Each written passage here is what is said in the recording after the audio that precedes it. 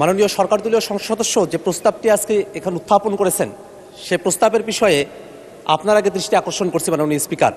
মাননীয় স্পিকার, আপনি সেদিন বলেছিলেন বিরোধী দলীয় নেতার যে প্রস্তাব সেই প্রস্তাবটার ব্যাপারে আপনি নিজেই বলেছিলেন যে যদি আইন প্রণয়ন সংক্রান্ত কোনো বিষয় হয় তাহলে সেটাকে প্রস্তাব আকারে এখানে উত্থাপন করা যায় না। সেদিন বিরোধী দলের ব্যাপারে আপনি যে কথাটি বলেছিলেন সে কথাটি কেন সরকার দলের ব্যাপারে বলেন নাই, সেটি প্রশ্নে আপনাদের প্রশ্ন রয়েছে মাননীয় স্পিকার। মাননীয় স্পিকার, এই ক্ষেত্রে আমাদের একটা বক্তব্য আছে মাননীয় স্পিকার। বিরোধী দলের নেতা যে প্রস্তাবটি উত্থাপন করেছিলেন সেটা আইন প্রণয়ন সংক্রান্ত কোনো ইস্যুতে ছিল না মাননীয় স্পিকার, কারণ আইন অলরেডি প্রণীত হয়েছে, আদেশ জারি হয়েছে, অধ্যাদেশ জারি হয়েছে, সংবিধান সংস্কার পরিষদের আমরা শপথ গ্রহণ করেছি। আইনের কোনো প্রসঙ্গ এখানে ছিল না, বরং যে আইন হয়েছে সেটাকে বাস্তবায়নের প্রশ্ন এখানে ছিল মাননীয় স্পিকার।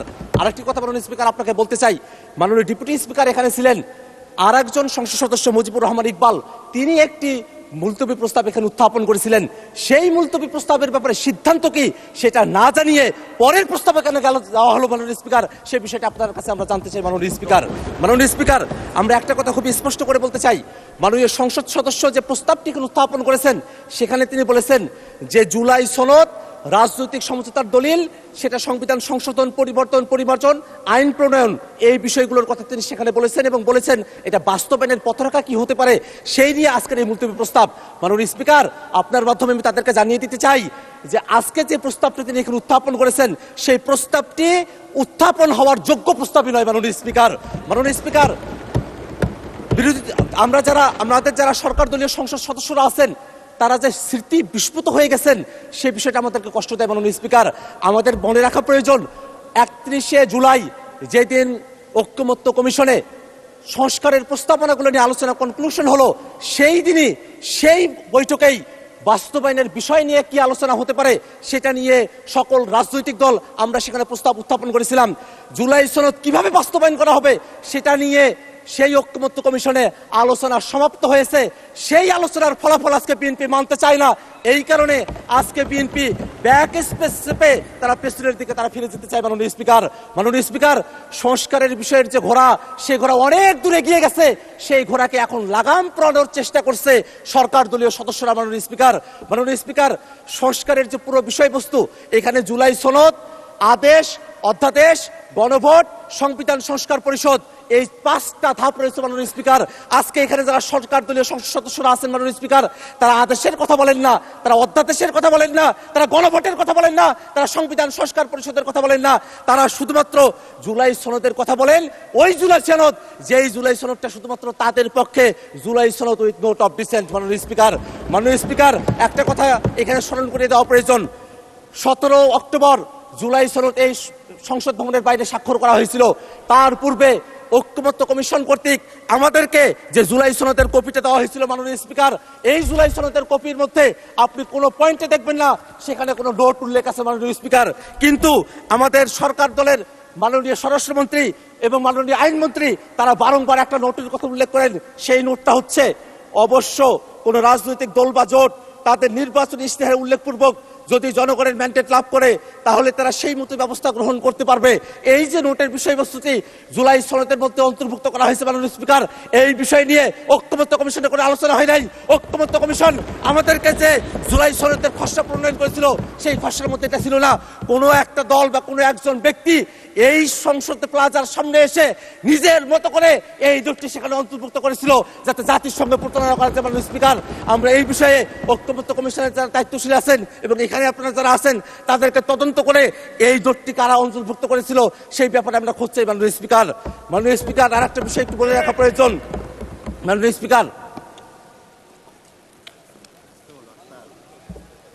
মাননীয় স্পিকার, জুলাই সনদ বাস্তবায়ন আদেশ কোথায় থেকে তার ভিত্তি আসলো, কোথায় থেকে তার আইনগত বৈধতা পাওয়া গেল সেই প্রশ্নটা এখানে অনেকে করছেন মাননীয় স্পিকার।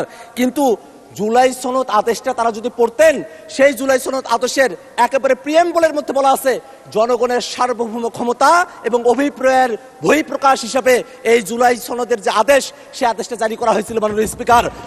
যারা জনগণকে এই কথা বলছে যে জনগণ গণভোটের এতগুলো বিষয় তারা কি পড়ে, জুলাই সনদ এতগুলো বিষয় পড়ে তারা কি ভোট দিয়েছেন, জনগণকে যারা এখানে সংসদে দাঁড়িয়ে মূর্খ সাব্যস্ত করতে চাচ্ছেন তাদের উদ্দেশ্যে আমরা বলি আপনাদের এই পজিশন গণভোটের পক্ষে হ্যাঁ বলার পরে আজকে গণভোটের বিপক্ষে অবস্থান নেওয়া বিএনপির দলগত মূর্খতা বা সততাকে প্রকাশ করতে মাননীয় স্পিকার।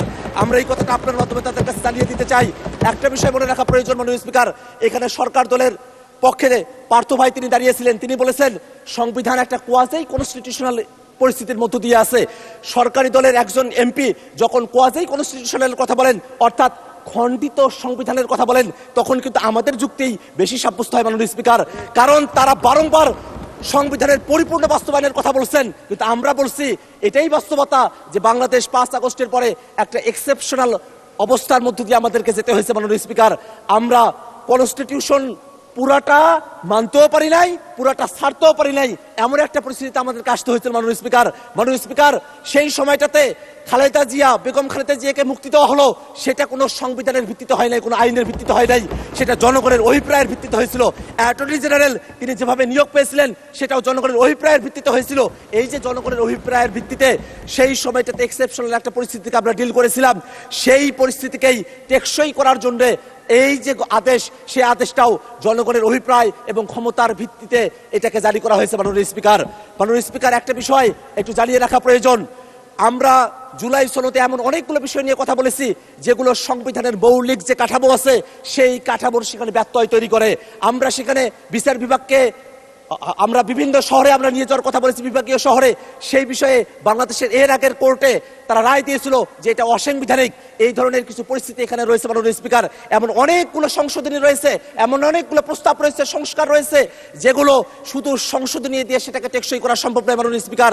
সে কারণে ঐক্যমত্য কমিশনে আমরা জাতীয় নাগরিক পার্টির পক্ষ থেকে দাবি করেছিলাম গণপরিষদের মাধ্যমে নতুন একটা সংবিধান করতে হবে। সরকার দলের পক্ষ থেকে বলা হয়েছিল সংসদের মাধ্যমে সেটা করতে হবে, এবং তারপরে ঐক্যমত্য কমিশনে সকল দল আলাপ আলোচনা করার পরে সকলে মিলে আমরা সিদ্ধান্ত গ্রহণ করেছিলাম যে গণপরিষদ না, সংসদ না, গাঠনিক ক্ষমতা প্রাপ্ত সংবিধান সংস্কার পরিষদ, তার মাধ্যমেই এই বিষয়টা সুরাহা করতে হবে মাননীয় স্পিকার। যদি তারা আজকে সেটা ভুলে গিয়ে থাকেন, সেই ভুলে যাওয়ার স্মৃতিগুলো তাদের মনে না পড়তে পারে, বিটিভিতে সেগুলো টেলিকাস্ট করা হয়েছিল, সেখান থেকে তারা যেন দেখে নেয় কিভাবে সংবিধান সংস্কার পরিষদের আইডিয়াটা সেখানে এসেছিল। এখানে জুনায়েদ সাকিব ভাই আছেন, তিনি তার পক্ষে বলেছিলেন, এখানে নূর ভাই আছেন, তিনি তার পক্ষে বলেছিলেন, এখানে যারা আছেন তারাই আজকে সেটাকে ভুলে গিয়েছেন মাননীয় স্পিকার। এটা আমাদেরকে বড়ই হতাশ করে মাননীয় স্পিকার। মাননীয় স্পিকার, আমি 1 মিনিট সময় বাড়িয়ে যাচ্ছি আপনার কাছে মাননীয় স্পিকার। মাননীয় স্পিকার, ওকে, 1 মিনিট বাড়িয়ে দেওয়া হলো, 1 মিনিটের মধ্যে শেষ করবেন, তখন মাইক অফ হয়ে যাবে। সংবিধান তো পুরোটা মানা হচ্ছে না মাননীয় স্পিকার। শেখ মুজিবুর রহমানের ছবি প্রত্যেক মন্ত্রীর অফিসে ঝুলানোর কথা, সেটা যে ঝুলানো হচ্ছে না, সেই জায়গার ভিত্তিটা কোথায় থেকে আসলো মাননীয় স্পিকার? এটা তো জনগণ ভিত্তিটা দিয়েছে, সেই কারণে সেটা মাননীয় স্পিকার। আমরা এই কারণে একটা কথা বলতে চাই, আজকে জুলাই সনদের যে আদেশ এবং যে গণভোট সম্পন্ন হয়েছে, সেই গণভোটের যে প্রশ্নগুলো আছে সেই প্রশ্নগুলোর দিকে আমরা একটু তাকাই। সেখানে স্পষ্ট করে বলে দেওয়া আছে সাংবিধানিক প্রতিষ্ঠানগুলোতে নিয়োগ হতে হবে একটা নিরপেক্ষ বডির মাধ্যমে, একটা উচ্চকক্ষ হবে যেটা ভোটের পিয়ার অনুযায়ী হবে, একটা তত্ত্বাবধায়ক সরকার হবে, যে তত্ত্বাবধায়ক সরকার একটা নতুন ফর্মুলায় হবে। এই বিষয়গুলো বিএনপি পালন করতে চায় না বিধায় তারা আজকে গণভোটের বিপক্ষে অবস্থান নিয়েছে মাননীয় স্পিকার। মাননীয় স্পিকার, আমরা খুবই বিনীতভাবে তাদের কাছে একটা কথা জানতে চাই, এই বিষয়টা কোনোভাবেই কোনো বিতর্কের বিষয়বস্তু নয়, এটা কোনো আলোচনার বিষয়বস্তু নয়। বাস্তবায়ন জুলাই সনদ কেমন করে হবে সেই ধাপগুলো ঐক্যমত্য কমিশনের সেই আলোচনাগুলো কমপ্লিট হয়ে গেছে। অতএব আজকে যে প্রস্তাবটা নিয়ে আসা হয়েছে এই প্রস্তাবটা গ্রহণ না করার জন্য মাননীয় স্পিকারের কাছে বিনীতভাবে আহ্বান জানাচ্ছি মাননীয় স্পিকার। ধন্যবাদ সকলকে।